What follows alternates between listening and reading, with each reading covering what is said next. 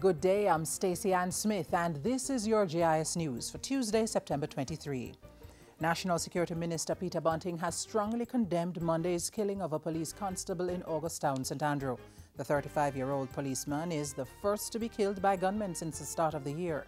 In a release, Minister Bunting said the police would not be deterred and would work even more closely with the Augustown community to build on the gains achieved prior to the incident. The minister also expressed condolence to the relatives, friends and colleagues of the constable who was attached to the Operation Support Unit at the Halfway Tree Police Station.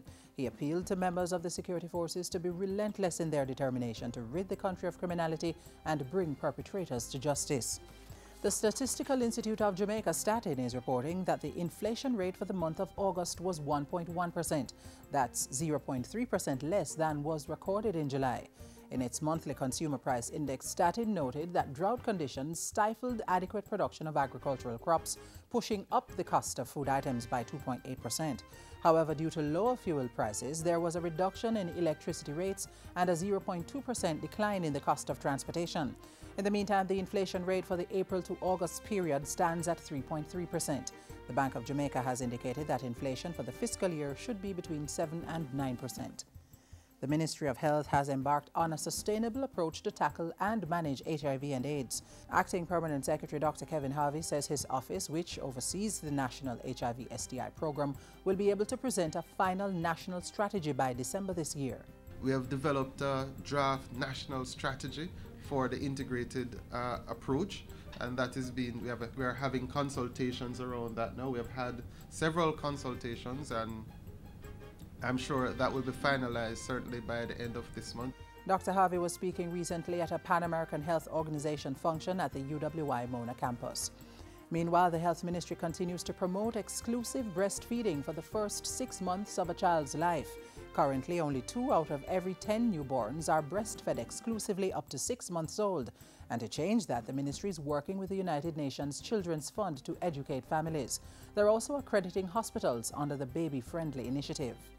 We also continue to train our health workers in the practice and principles of infant and young child feeding, the use of new growth promotion tools, and general breastfeeding promotion and support.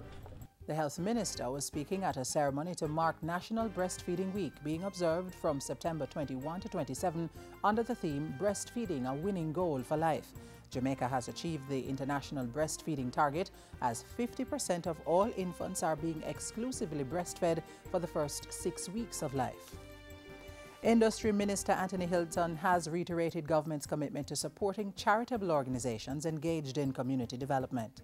The work of charitable organizations and other NGO entities that engage in social entrepreneurship helps to fill some of those gaps that the public sector may not be addressing directly. The minister was speaking recently at the United Way of Jamaica Nation Builders Award and Employee Award ceremony. He said some 266 non-governmental organizations were registered with the Department of Cooperatives and Friendly Societies and were helping communities with education, skills training and farming.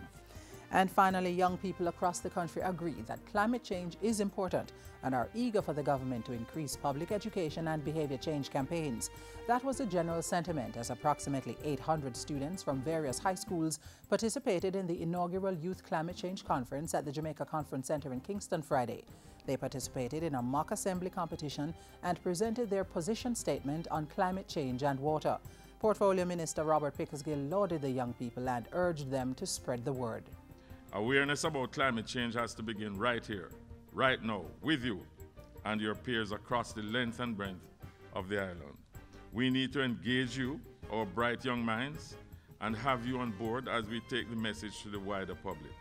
The Youth Climate Change Conference was organized by the Jamaica Rural Economy and Ecosystems Adapting to Climate Change project, funded by the United States Agency for International Development.